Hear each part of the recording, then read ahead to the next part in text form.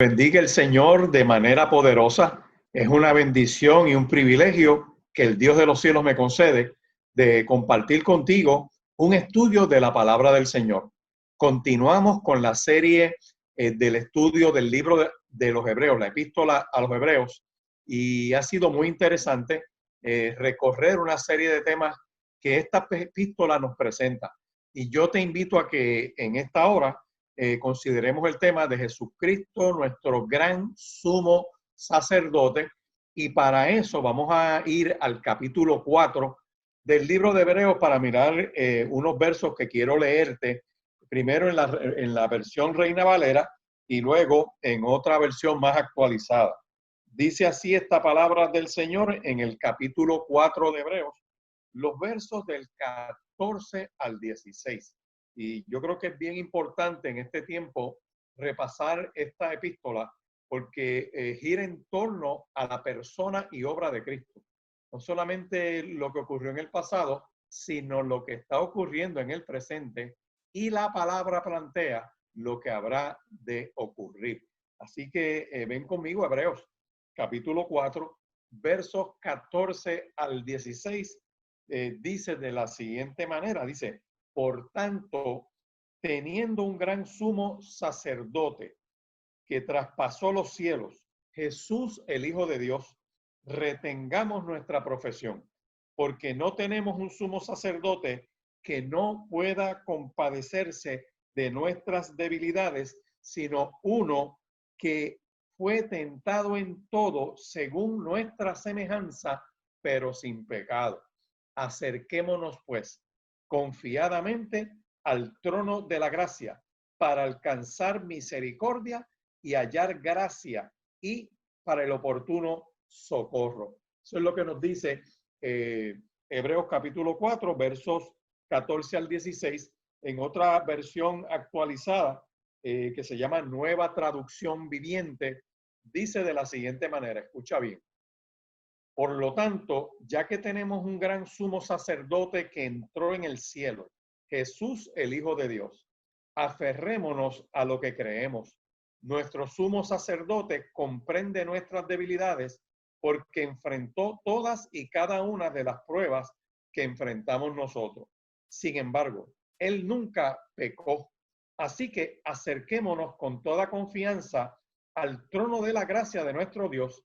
Allí recibiremos su misericordia y encontraremos la gracia que nos ayudará cuando más la necesitamos. Esto es una palabra del Señor bien importante, yo creo que para un tiempo como el que estamos viviendo, porque el ser humano siempre pues ha buscado de Dios, ha tratado de conectarse con Dios, y esa búsqueda por esfuerzo propio pues en realidad ha sido algo inútil, porque no hay manera que uno pueda, por méritos propios o por algún tipo de ritual o fórmula, o buscar uno la manera de conectarse con Dios, sino que es Dios el que salió a nuestro encuentro por medio de nuestro Señor y Salvador Jesucristo. Recordemos que Dios es santo y nosotros no, que Dios es fiel y nosotros inconstantes, que Dios es eterno y nosotros somos mortales.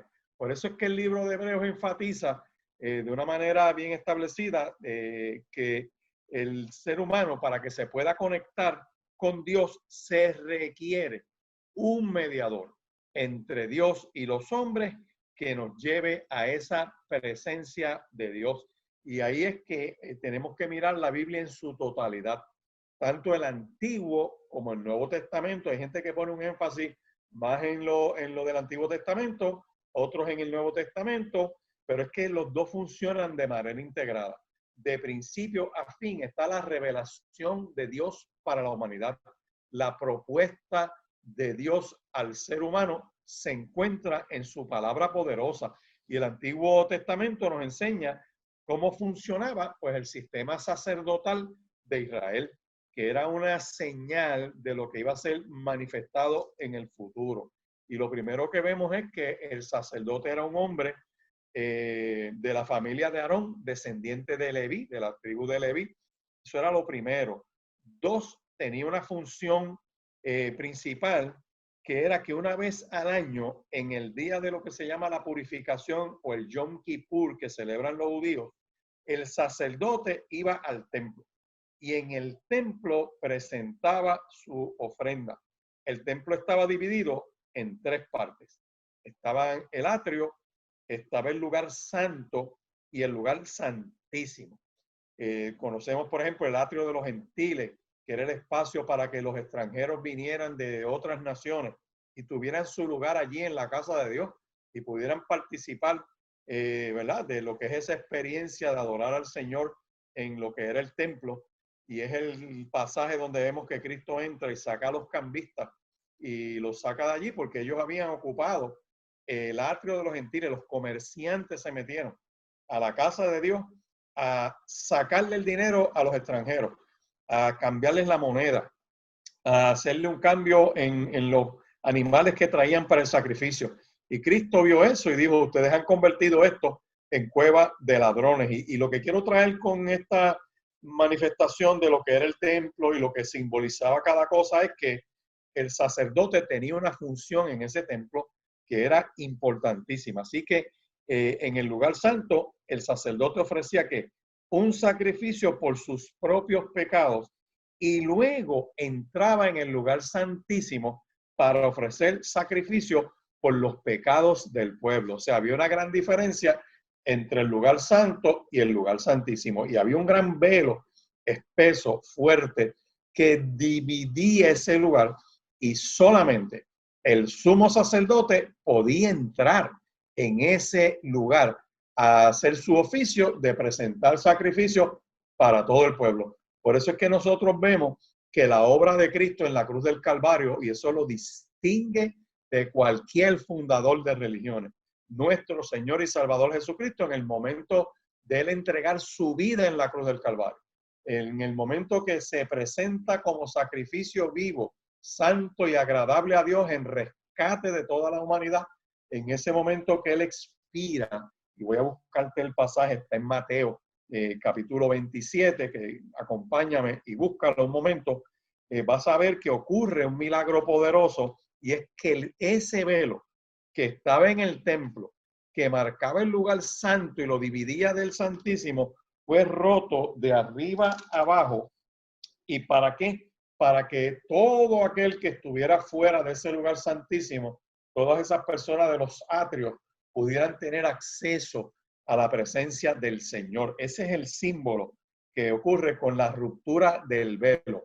La obra de Cristo rompió la diferencia que había entre el sacerdote y el pueblo para tener acceso a esa presencia de Dios, y Cristo entra al santuario celestial presentándose a sí mismo y rompe ese velo, y ya tú no necesitas en el medio un pastor, un ministro, un rabino, alguien que te conecte con Dios, porque ya Cristo lo hizo al ser sacrificado en la cruz del Calvario.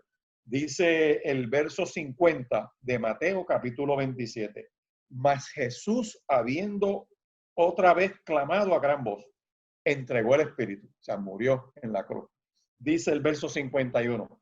Y aquí el velo del templo se rasgó en dos de arriba abajo, y la tierra tembló y las rocas se partieron y se abrieron los sepulcros, y muchos cuerpos de santos que habían dormido se levantaron y salieron de los sepulcros después de la resurrección de él, y vinieron a la santa ciudad y aparecieron a muchos.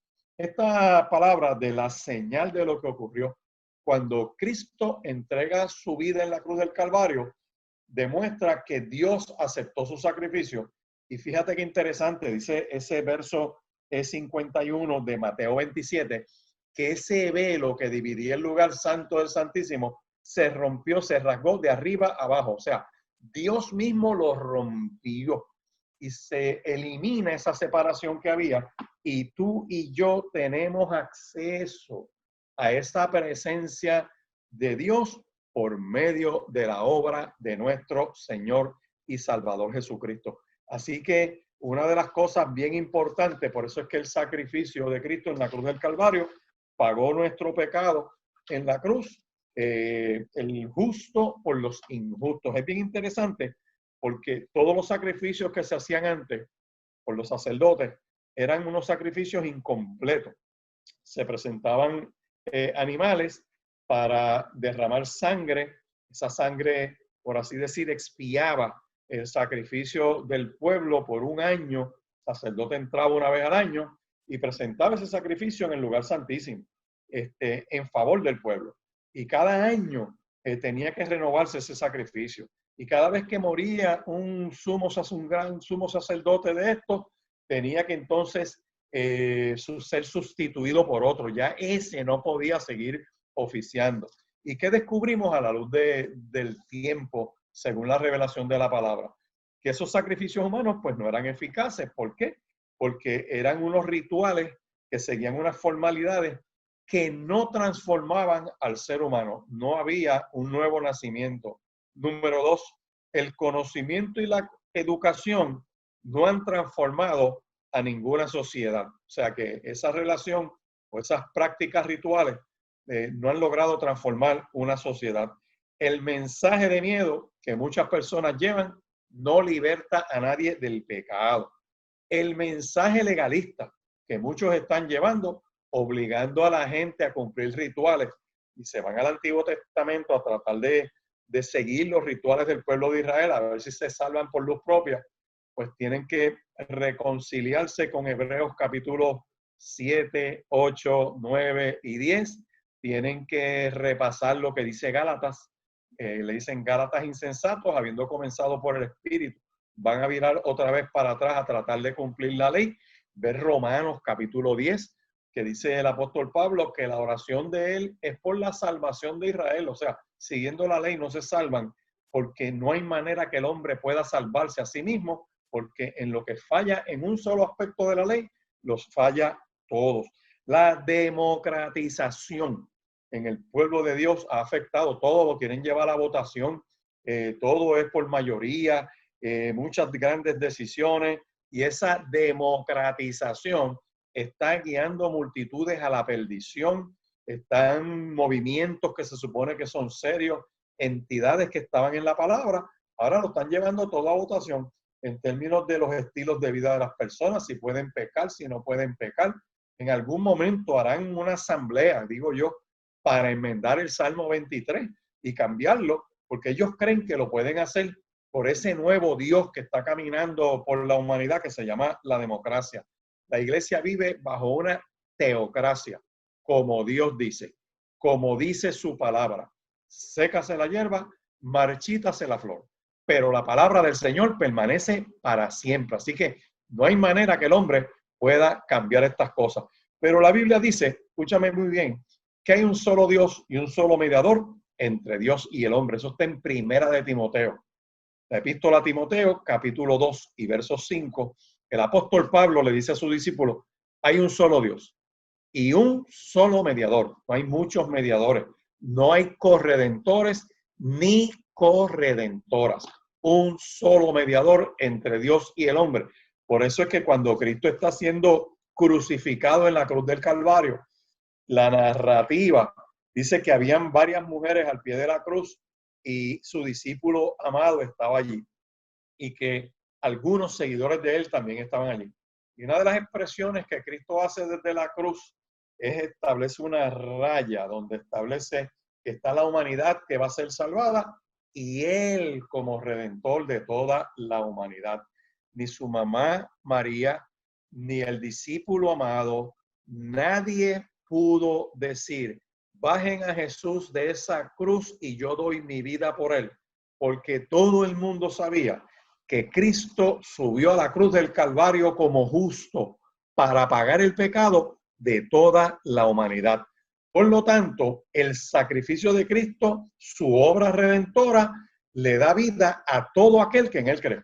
Por eso es que Hebreos lo contrasta y desde otros estudios que hemos estado hablando, Cristo es superior a los ángeles, a los profetas, a los apóstoles, a Moisés, a Josué, a los rituales, a la ley, y ahora estamos hablando de su superioridad como gran sumo sacerdote. ¿Y por qué? Porque en el sacerdocio de la descendencia de Leví o el sacerdocio levítico, había muchos sacerdotes. Este es uno solo. En el sacrificio levítico, esos sacerdotes morían y tenía que venir otro sacerdote. Cristo es eterno. La palabra dice, en el principio, dice Juan capítulo 1, versos 1 en adelante, en el principio era el verbo, y el verbo era con Dios, y el verbo era Dios. Cristo participa de la creación. Todo fue hecho, todo fue creado por medio de Él y para Él. Y en Él subsisten todas las cosas. De hecho, repasando lo que dice Hebreos capítulo 1, dice aquí que Dios, habiendo hablado muchas veces y de muchas maneras en otro tiempo a los padres por los profetas, en estos postreros días nos ha hablado por el Hijo, por Cristo, a quien constituyó heredero de todo y por quien asimismo hizo el universo. O sea, Cristo participó de la creación, el cual, hablando de Cristo, siendo el resplandor de su gloria. O sea, tú no puedes separar la gloria de Dios de su resplandor. Por lo tanto, Cristo es Dios también. Es como el resplandor del sol y el sol. Para que pueda resplandecer tiene que estar el sol. Es lo mismo. Y es bien interesante, dice, y la imagen misma de su sustancia. Por eso es que Cristo le dice a los discípulos, el que me ha visto a mí, ha visto al Padre. Dice, y quien sustenta todas las cosas con la palabra de su poder, habiendo efectuado la purificación de nuestros pecados por medio de sí mismo, se sentó a la diestra de la majestad en las alturas, hecho tanto superior a los ángeles, por cuanto heredó más excelente nombre que ellos. Esa narrativa te garantiza a ti y a mí que Cristo es eterno. Desde antes de la creación Él era con el Padre. Así que ese sacerdocio ya de Cristo supera el de Leví, supera el de Melquisedec, supera todo sacerdote en la historia de la raza humana. No solamente eso, los sacerdotes anteriores prefiguraban la salvación. Este lleva a cabo la salvación. Por eso es que en otra parte, lo vamos a ver más adelante del libro de Hebreos, dice que Él es autor de eterna salvación. De hecho, uno de los estudios previos se llama así, Cristo, el autor de salvación. En ningún otro hay salvación. Por eso es que Jesús dijo en Juan capítulo 14 y verso 6, yo soy el camino, la verdad y la vida. Nadie viene al Padre si no es por mí. Eso lo dijo Cristo. No lo dijeron sus apóstoles, no lo dijo ninguna otra persona. El mismo Cristo que habló con Nicodemo y le dice, Nicodemo, tú eres maestro de la tierra y enseñas las cosas de la tierra, mas yo del cielo he venido para enseñar lo que es la obra de salvación. El sacerdote ofrecía pecado por sí mismo y por el pueblo. Cristo se ofreció a sí mismo sin pecado, porque Cristo no tenía pecado. El sacrificio que hacían los sacerdotes levitas, bajo Levítico, era repetido. Cristo fue una vez y para siempre. En el antiguo pacto era un sacrificio temporal. Este sacrificio es eterno y para siempre. ¿Por qué? Porque al Cristo morir en nuestro lugar y a nuestro favor y ser sepultado, Dios lo resucita de entre los muertos, sube a los cielos y está a la diestra del Padre y allí sigue vivo como el intercesor en nuestro lugar y a nuestro favor. El sacerdocio de Cristo se presenta perpetuamente, por eso sigue obrando en este presente en tu lugar y a tu favor, como en mi lugar y a mi favor. Así que no muere. Y como no muere, ahí vemos esa superioridad de ese sacrificio. El sacrificio terrenal fue primero en un tabernáculo que se movía en el desierto. Después en el templo que fue destruido y todavía está destruido. Y sobre los restos de este templo hay edificado una mezquita bien en Jerusalén. Así que Cristo entra ¿dónde? Al santuario celestial, que no está hecho de manos de hombre. Por eso vemos un sacerdocio superior. El sacerdote tenía unos impedimentos para accesar a Dios. Cristo es Dios mismo, es una intimidad permanente. En el sacrificio terrenal levítico era de animales, toros, chivos eran animales que se sacrificaban. Cristo presenta su propio cuerpo en sacrificio para rescatar a una humanidad que está perdida en el pecado. Bajo el ritual había una limpieza externa. La obra de Cristo no solo te da limpieza interior, sino que nos pasa de muerte a vida eterna. En aquel lugar todavía, en el sacrificio viejo, tú tenías un ritual, pero tenías una conciencia culpable. En el nuevo pacto, bajo la obra de Cristo, tenemos pleno perdón. El sacrificio levítico era incompleto para una santificación incompleta. El sacrificio perfecto para una perfecta santificación. Así que el libro de Hebreos, entonces, ¿qué hace? Enfatiza, por así decir, la nueva forma en que nosotros podemos ser perfeccionados, no tratando de cumplir las obras de la ley, porque el ser humano estaba imposibilitado de cumplirla. Y de hecho, te recuerdo que todo ser humano, incluyendo los judíos, se justificaban por la fe. Abraham le creyó a Dios y le fue contado por justicia, y todavía no había nacido Moisés y todavía no había sido revelada la ley en el Sinaí. Así que la ley es revelada para que el ser humano se dé cuenta que no puede salvarse a sí mismo.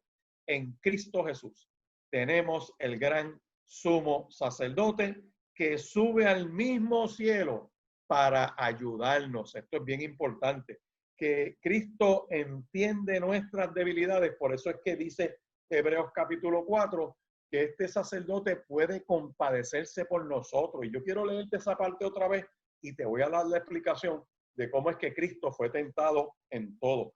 Dice aquí en Hebreos capítulo 4, versos 15, porque no tenemos un sumo sacerdote que no puede compadecerse de nuestras debilidades, sino uno que fue tentado en todo según nuestra semejanza, pero sin pecado. Y esto es una gran diferencia. ¿Por qué? Porque Cristo no tenía que presentar sacrificio por su propio pecado, porque no tenía pecado.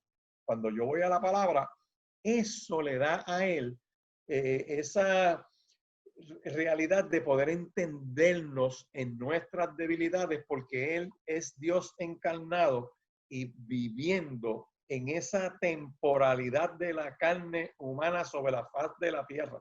Luego resucita y su cuerpo es glorificado y perpetúa ese cuerpo glorificado por la eternidad para que tú y yo podamos también tener un cuerpo glorificado. Porque este cuerpo de carne y hueso no es el que entra a los cielos. Pero de acuerdo a Primera de Juan capítulo 2 y verso 16, existen tres modalidades en las que nosotros podemos ser tentados. Los deseos de la carne es una de las modalidades. Los deseos de los ojos y la vanagloria de la vida. Ese es el resumen que hace de las tentaciones que pasa el ser humano. Estas son las únicas tres puertas mediante las cuales Satanás puede asaltar los cuarteles del alma y del corazón, entrar en la mente del ser humano y tratar de levantar, por así decir, una fortaleza que se levanta contra el conocimiento de Dios. Y por lo que relatan los evangelios, nos habla acerca de las tentaciones que Satanás presenta a Cristo. Y él fue tentado en las tres cosas. Mira qué interesante. Cuando tuvo hambre, Satanás le sugiere que ejerza su poder creativo para transformar las piedras en pan. Esa primera tentación es una apelación ¿a qué? A los deseos de la carne. Así que pasó por esa tentación. ¿Y con qué lo combate Cristo? Diciéndole, escrito está. La palabra es la espada con la cual se enfrenta las tinieblas. 2, cuando Satanás le ofrece los reinos del mundo. Fue una apelación a los deseos de los ojos, porque lo coloca en un pináculo en el templo para que mire y le muestra los reinos de la tierra.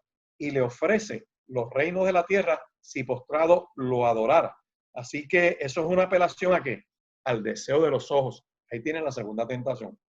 Y cuando le pide que demuestre su confianza en Dios, le diciéndole, trépate ahí y lánzate de ese edificio, porque desde el pináculo puedes brincar y a sus ángeles mandará para que tu pie no tropiece en piedra y te recogerán.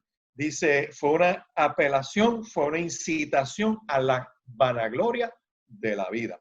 Así que, habiendo resistido en estas tres áreas, escúchame bien, no hubo manera en que Satanás pudiera conquistar su mente y su corazón. Así que Jesús fue tentado en todo, al igual que nosotros, pero sin pecado. Por eso dice el texto que podemos confiar en Él, podemos acercarnos porque Él nunca cedió a las tentaciones ni cometió pecado.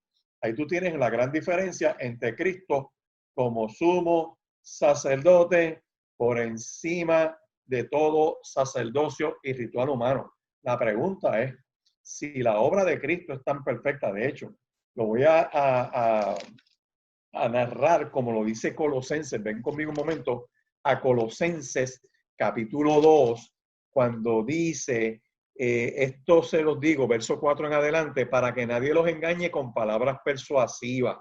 Dice el verso 6 de Colosenses 2. Por tanto, de la manera que habéis recibido al Señor Jesucristo, vivan conforme a él, andad en él, obedézcanle, echando raíces, edificando en él, confirmados en la fe, así como habéis sido enseñados, y que abundando en acción de gracia, dando fruto. Y aquí viene la advertencia de Colosenses capítulo 2 y verso 8. Escucha bien esto. Mira que nadie te engañe por medio de filosofías y huecas sutilezas, según las tradiciones de los hombres, conforme a los rudimentos del mundo, y no según Cristo. Porque en Cristo habita corporalmente toda la plenitud de la deidad, y vosotros estáis completos en él, que es la cabeza de todo principado y toda potestad. Amigo que me estás escuchando, seguidores de John Bates, de Elena Harmon de White, del juez Rutherford y todos esos movimientos de John Smith y todas esas personas, William Soto Santiago y tantos otros que se levantaron por ahí diciendo que son el Mesías y que tienen estos movimientos que llevan a la gente a seguir leyes y mandamientos de hombres. Mira que al aceptar a Cristo como tu único y eterno Salvador, tú estás completo en Cristo. En Colosenses capítulo 2, otra vez lo voy a leer en esta versión que me gusta mucho, la nueva versión internacional. Dice este capítulo 2, verso 4, les digo esto a ustedes para que nadie los engañe, con argumentos ingeniosos. Dice aquí, por tanto, de la manera que recibieron a Cristo Jesús como Señor, ahora deben seguir sus pasos. Arráiguense profundamente en él. O sea, eso es crecer. Edifiquen toda la vida sobre él. Esto es que intencionalmente vamos a escudriñar la palabra, vamos a congregarnos, vamos a orar, vamos a compartir los unos con los otros. Esa es la manera de edificar, siguiendo las directrices de Dios. Entonces la fe de ustedes se fortalecerá en la verdad que se les enseñó, y rebosarán de gratitud. Para ser agradecidos hay que andar conforme a lo que Dios dice. Dice, no permitan que nadie los atrape con filosofías huecas y disparates elocuentes que nacen del pensamiento humano, de los poderes espirituales de este mundo y no de Cristo. Pues en Cristo habita toda la plenitud de Dios en un cuerpo humano. ¿Ves? Sostiene la encarnación. Así que, de modo que ustedes también están completos mediante la unión con Cristo, quien es la cabeza de todo gobernante y toda autoridad. Por tanto, tenemos un gran sumo sacerdote que Cristo entró al cielo mismo. O sea, este es su obra de redención por méritos propios. Dios lo resucita de entre los muertos y lo lleva a la diestra. Y por eso es que Cristo en la oración de Juan 17 le dice, Señor, lo voy a leer porque tengo que leerlo textualmente. Vaya conmigo a Juan capítulo 17, puede decir algo que no ha dicho ningún otro sacerdote en la historia de la humanidad, ninguno de estos otros falsos profetas que andan por ahí. Cuando él dice en su oración de Juan capítulo 17, cuando él dice, santifícalos en tu verdad, tu palabra es tu verdad, dice aquí, como tú me enviaste al mundo, yo los he enviado y yo por ellos me santifico a mí mismo para que también ellos sean santificados en mi verdad, en la verdad. Mas no ruego solamente por esto, sino también por los que han de creer en mí por la palabra de ellos, para que todos sean unos como tú, Padre, en mí, yo en ti, que también ellos sean uno en nosotros, para que el mundo también crea. Y es bien importante que puedas mirar esta palabra poderosa, porque en otra parte de esta oración, él le dice allá para los versos 22, la gloria que me diste yo les he dado para que sean uno, así como nosotros somos uno. Yo en ellos y tú en mí, para que sean perfectos en unidad, para que el mundo conozca que tú me enviaste y que los has amado a ellos como también me has amado a mí. Y escucha bien el verso 24 de Juan 17. Padre, aquellos que me has dado, quiero que donde yo estoy, también ellos estén conmigo, para que vean mi gloria que me has dado, porque me has amado desde antes de la fundación del mundo, ¿ves? Desde antes de la encarnación. Y en otra parte de esta oración, Cristo le está diciendo a estos, en esta oración que los discípulos pudieron escuchar y redactar, dice el verso 12, cuando estaba con ellos en el mundo, yo los guardaba en tu nombre, a los que me diste yo los guardé, ninguno de ellos se perdió, sino el hijo de perdición, para que la escritura se cumpliese. Pero ahora voy a ti y hablo esto en el mundo para que tengan mi gozo cumplidos en sí mismos.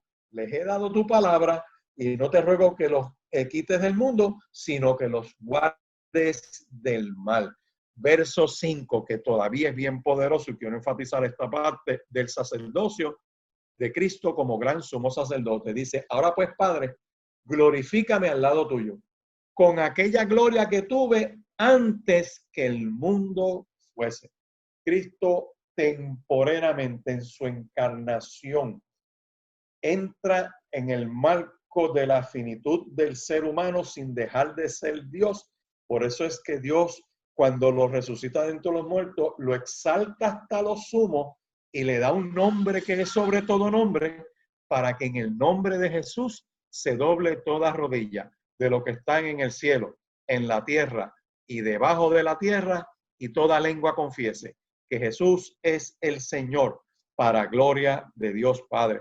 Ahora tú y yo, para resumir este texto de Cristo, nuestro gran sumo sacerdote, tenemos acceso al trono de la gracia y no somos rechazados porque su sangre nos limpió de pecado. ¿Y qué hallaremos en ese trono de la gracia? Por eso la palabra nos exhorta a tener comunión con Dios. Es en el único sitio, escúchame bien, que podemos entrar en el reposo de Dios. El reposo de Dios no es guardar el sábado ritual como hace mucha gente, porque Dios descansó después de la creación para demostrarle el reposo y moderar el reposo a aquellos que habrían experimentado el reposo. Y esto es bien importante que nosotros lo tengamos claro, porque repasando para nosotros, el reposo tiene tres explicaciones. Es el reposo de la salvación, es el reposo y paz que tenemos por ser libres del pecado. Eso está bien clarito en el capítulo 4, verso 3 del mismo libro de Hebreos, que podemos repasarlo brevemente para aquellos que no pudieron estar en el estudio anterior. Capítulo 4, verso 3 dice, porque los que hemos creído entramos en el reposo, así que los que han creído en Cristo entran en ese reposo de la salvación. Número 2, el reposo de la vida victoriosa. Ese reposo de vida victoriosa que tenemos, ¿para qué? Para alcanzar una madurez espiritual. Mira el mismo capítulo 4 de Hebreos. Procuremos pues entrar en aquel reposo, para que ninguno caiga en semejante ejemplo de desobediencia. El reposo de una vida victoriosa es estar sometidos en obediencia a Cristo. Y 3, el reposo eterno en los cielos. Por eso es que Cristo le dijo a los discípulos, me voy a preparar lugar para vosotros, para que donde yo estoy, vosotros también estéis. ¿Y qué vamos a hallar en ese trono de la gracia? Misericordia. Cristo no nos da lo que merecemos.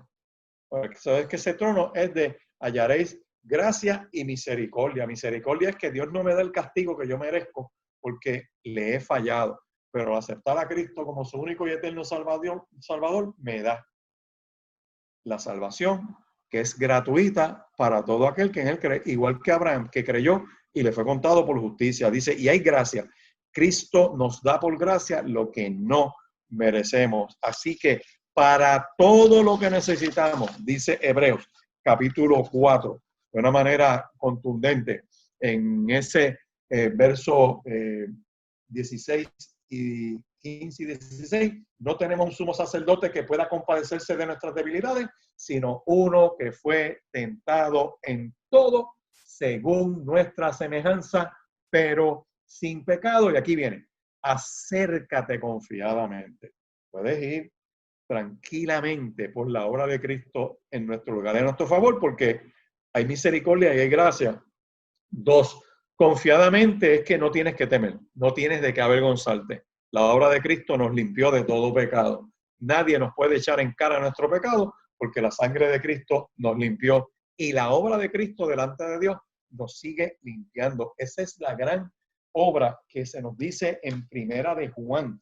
Yo quisiera que repasara brevemente Primera de Juan para que no dejes que esos legalistas que andan por ahí quieran robar el gozo y la alegría de haber aceptado a Cristo como tu único y eterno Salvador. Si afirmamos que no tenemos pecado, lo único que hacemos es engañarnos a nosotros mismos y no vivimos en la verdad. Pero si confesamos nuestros pecados a Dios, Él es fiel y justo para perdonarnos nuestros pecados y limpiarnos de toda maldad. Si afirmamos que no hemos pecado, llamamos a Dios mentiroso y demostramos que no hay lugar para su palabra en nuestro corazón. No son los que se creen que no necesitan salvación. Mis queridos hijos, esto es una palabra que va dirigida al creyente. Les escribo estas cosas para que no pequen. Pero si alguno peca, tenemos un abogado que defiende nuestro caso ante el Padre. Es Jesucristo el que es verdaderamente justo, el mismo es el sacrificio que pagó por nuestros pecados y no solamente por los nuestros, sino también por los de todo el mundo. Podemos acercarnos confiadamente a ese trono de la gracia para alcanzar misericordia y gracia y oportuno socorro. ¿Por qué? Porque ahí está Cristo, que es el gran pastor de las ovejas. También vemos que nos ama y nos bendice, subió a lo más alto y encumbrado de los cielos, traspasó las regiones celestiales para bendecirnos de manera poderosa. Su humanidad y su deidad están siempre juntas ahí con Cristo, porque resucitó e inmortalizó al ser humano y tiene un cuerpo glorificado, y ese cuerpo glorificado no limita su deidad, de modo que quien es hombre perfecto es también Dios verdadero. Ese es Cristo. Por eso es que Jesús es nuestro gran sumo sacerdote. Este hizo posible por su condición de ser Dios la purificación de nuestros pecados. Yo te invito en esta hora a que recibas a Cristo como tu único y eterno Salvador. Podemos acercarnos confiadamente porque es compasivo, porque el Verbo no solo quiere simpatizar con el creyente, sino que tiene poder y capacidad operativa para llevar a cabo ese compromiso de ser misericordioso y compasivo. Nosotros podemos descansar en Él porque nuestro cuerpo no tiene las fuerzas, porque somos débiles, porque estamos inclinados al mal, porque el creyente como hombre es también débil en cuanto al correcto conocimiento de la voluntad. Por eso es que en la oración el Espíritu Santo es el que intercede y gime por nosotros en nuestra oración, y la conciencia se instruye por medio de la palabra de Dios, porque esa palabra es la que juzga, no redarguye. Por eso es que toda la Escritura es inspirada por Dios, útil para enseñar, para redarguir, para corregir y para instruir en justicia, a fin de que el hombre de Dios, la persona, sea completamente perfeccionada y preparada para toda buena obra. Es momento de decirle, Señor, yo confieso mi pecado. Te hemos rechazado, como sociedad hemos rechazado tus preceptos y nos humillamos. Reconocemos que hemos faltado, pero creemos en Cristo Jesús, lo aceptamos como nuestro Señor y Salvador. Y por su obra, no solamente porque pagó por nuestro pecado en la cruz del Calvario, sino porque Dios lo resucita entre los muertos, está a la diestra del Padre y allí sigue obrando en este momento, en nuestro lugar y a nuestro favor. Perpetuamente tenemos garantizados el perdón por la misericordia y la gracia de Dios. Vamos a orar. Te invito a que inclines tu rostro, a que le creas a Dios, a que lo recibas como tu único y eterno Salvador. Padre, en el nombre de Jesús te adoramos, te damos gracias, bendecimos tu nombre, porque tú eres bueno, tu misericordia es para siempre. Y te damos gracias, Dios, porque hiciste la provisión de Jesús, nuestro gran sumo sacerdote, como mediador entre tú y nosotros. Por eso es que en el nombre de Cristo es que podemos hacer esta oración y sabemos que tu Espíritu Santo, mientras oramos, es el que intercede con gemidos indecibles para suplicarte no solamente perdón, sino confesarte con nuestra boca que Jesús es el Señor y que tú le resucitaste de entre los muertos y que ahora al creer escribe nuestros nombres en el libro de la vida. Nos repartes y nos llenas de tu Espíritu Santo y regresas en gloria a buscar a tu pueblo. Gracias por este milagro. En el nombre de Jesús. Amén y amén. Dios te bendiga y Dios te guarde.